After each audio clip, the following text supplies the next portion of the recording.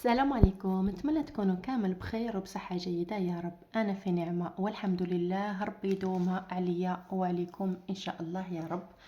إذا فيديو نهار اليوم فيه غير الحاجات الحلوة إن شاء الله، ربي يحلي حياتكم كامل.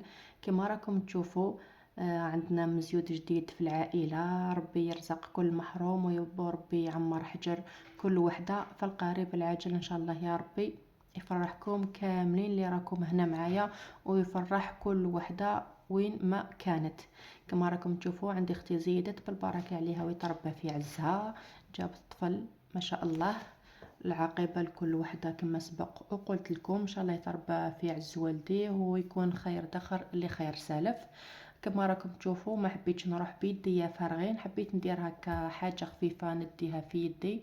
قلت علاش لا نعفص على قلبي كما يقولوا، مع اني مع التربيه وعلى بالكم الرضاعه وكامل تعييمي، بصح هكاك قلت ننظم وقتي وندير وقت هكا سبيسيال في وقفه واحده، ندير ان شاء الله هكا شويه موديلات كيلا كيلا كيلا خير من الماكاش، تحمري بهم وجهك وتدين في يدك هكا كما يقولوا او بليزير. خدمت لها حبات مقروط، خدمت حبات مقروط اللوز، خدمت شوية مشوك، وخدمت شوية ايضا رفيس تونسي او الكعبوش كما نقولوا حنا، وخدمت ايضا كيلة نتاع تشارك هكا بجوز الهند سامبل يعني كاطو ساك. هادو هما اللي ما يحكموش اليد، وهادو هما اللي تقدري تستغليهم وشغل تقدري تاكليهم، ماشي اللي تحطيهم هادوك بريستيج باركو فيهم بزاف عجينة السكر هذوك الاشكال وكامل. حبيت حاجة نتاع الصح اللي تتكل، حاجة اللي تديها صح تستاهل انك توقفي على جالها، حاجة يعني يستغلوها نتاع الصح. اذا نبداو على بركة الله. اول حاجة اللي راح نبدا فيها هي مقروط اللوز بكامل التفاصيل، يعني كامل تعرفوه، لكن كل وحده مرات تضيف المساء تاعها. اذا انا هنا ضفت 250 غرام زبده طريه، زدت لها 4 صفار تاع البيض، زيد لها 3 مغارف تاع الزيت. الزيت يعاون باش يجي العجينه تاعنا تجي حاكمه روحها، يعني نتحصلوا على مقروط يكون كروستيو كما يقولوا. عفوا الصورة هنا راه الفيديو يتحرك، قلت لكم تحصلوا على عجينة تكون كريستيو. اذا نزيد مع يعني معروف الزيت باللي يشد لاباط. اذا راح نزيد ايضا ملعقة تاع عصير الليمون، يعني هو من الاحسن راكم رايحين تضربوه بالباطوق ولا هكا في البيتخا، الا ما كانش معليش نورمال تقدروا تجوزوه بيديكم معليش عادي. اذا هنا عندي ملعقة سكر معمرة مليح يعني سكر ناعم، مع نزيدو نضيفو ايضا ملعقة نتاع نشا. قلت لكم حاولوا خلوهم بالعقل يتخلطوا كامل. وعندي مبشور تاع الليمون، اللوزاز تاع القارص راح يعطيكم ذوق بزاف بنين، ويجي مقروط اللوز مقروط هذا تاعكم راح يجي منكه مليح. وعندي شويه نتاع لافاني، حوالي ملعقه كبيره تاع لافاني، ونخلو كلش يتخلط مع بعض.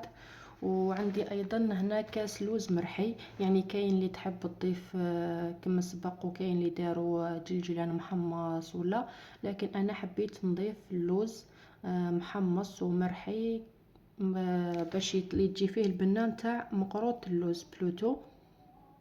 وكي تحمصوه راح يطلق الريحه تاعو مليح وتجي فيه البنه.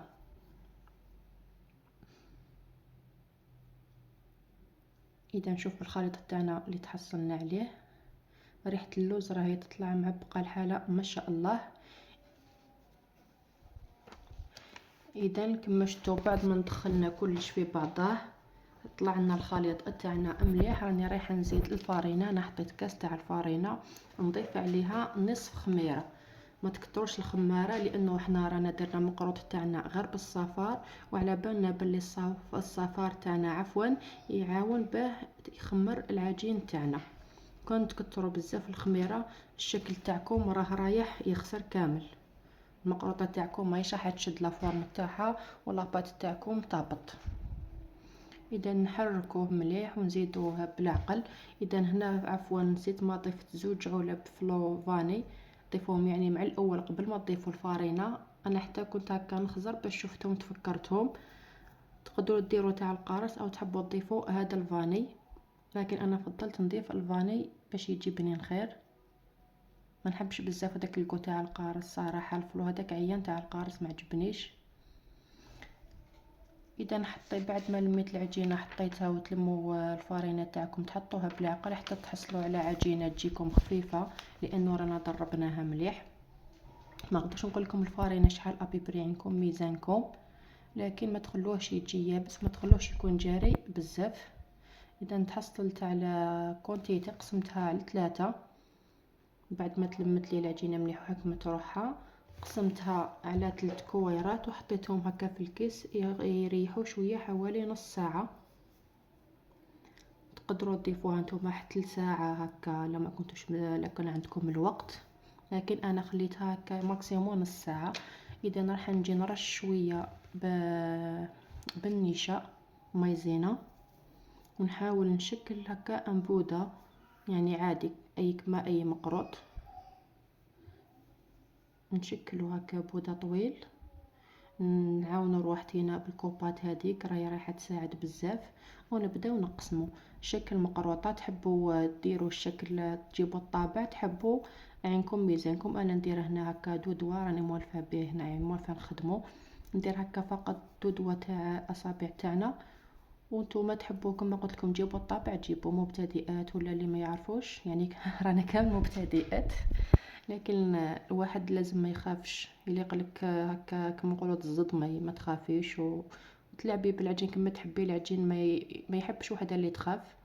اذا هاوليك الشكل تاعنا، تحصلوا على مقروطه هكا، نحطوها في الفور حوالي ربع ساعة 20 دقيقة، درجة الحرارة 180. إذا نشوفوا هنا ديت كسرونة حطيت فيها كاس إلا ربع سكر كلاصي مع ماء الزهر، ونخلطهم ونخليهم فوق النار يغلو 2 دقائق ونحي.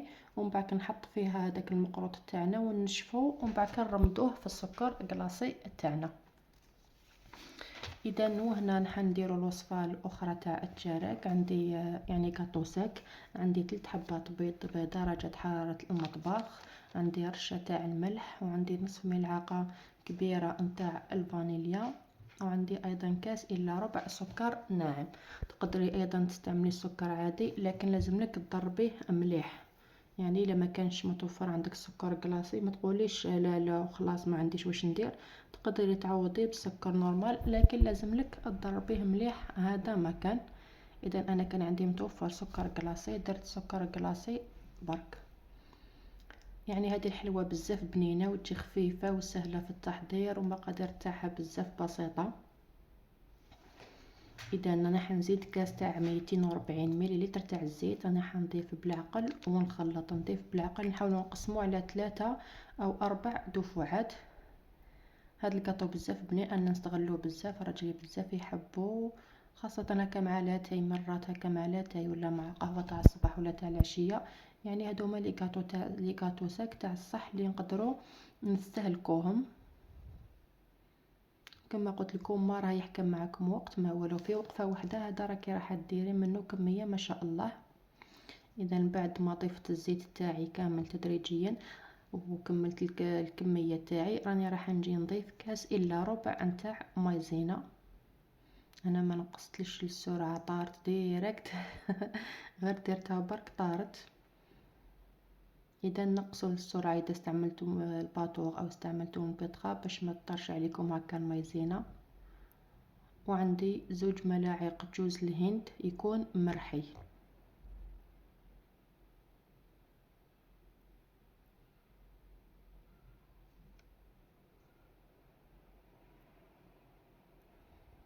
وهنا عندي 2 ملاعق نتاع معجون المشمش، ونخلوهم يتضربوا مليح حتى هذاك المعجون وهذيك نواد كوكو راهم رايحين يطلقوا البنه تاعهم.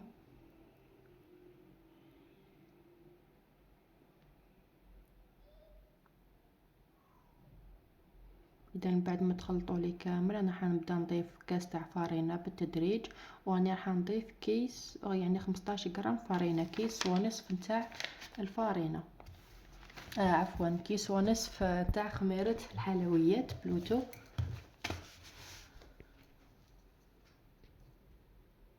وراني راح نعاود نشعل ونخلط كلش من دارة وجديد.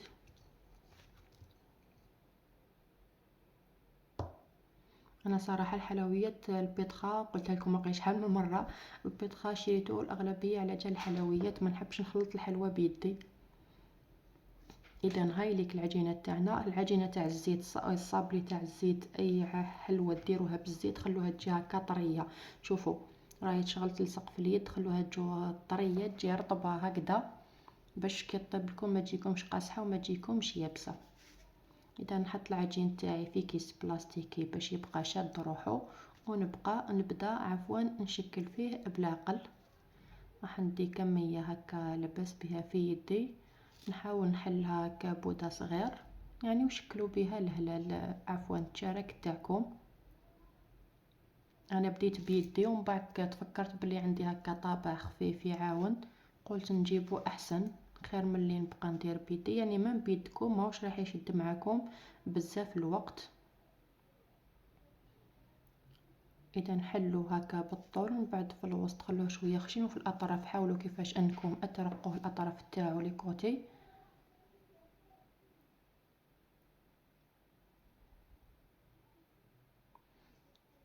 ونديرو في السنيوه تاعي وما تخلوش يتحمر بزاف، شعلوا له غير من التحت ومن بعد نحوه حطوه في الوسط وشعلوا له غير من التحت. اذا هاوليك جبت الطابع هذاك وشكلته هكا باش يعني ما حكمليش اليد بزاف.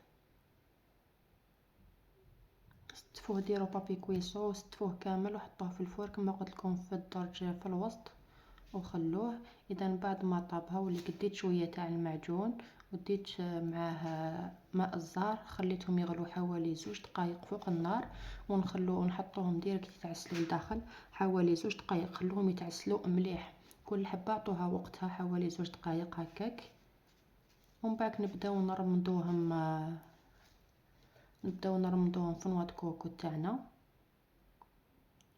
وهاوليك الشكل النهائي بعد ما كنت كملت ووجدت كلش. شوفوا كيفاش يجيكم، يعني يجيكم كريستيو كما قلت لكم، ويجي بزاف بنين ويجي خفيف ويجي هايل. وهاوليك مقروط تاعنا كيف شوفوا كيفاش تجي لا كولور تاعو شحال شابه، وجا انديغي صح مقروط اللوز، فيه البنه تاع اللوز كي ضفنا هذاك الكاس تاعنا تاع اللوز، وفيه البنه هذيك تاع القارص كي ضفنا لوزاز تاع القارص ومبشور القارص ايضا. وهذيك الكاتوساك ايضا شوفوا كيفاش جا خفيف بزاف. شاهدكم في الجنه، الى اللقاء. اذا ان شاء الله اتمنى انكم تجربوهم، ادخلوا لي رايكم في التعليقات. الى الملتقى ان شاء الله، دمتم في رعايه الله وحفظه، والسلام عليكم.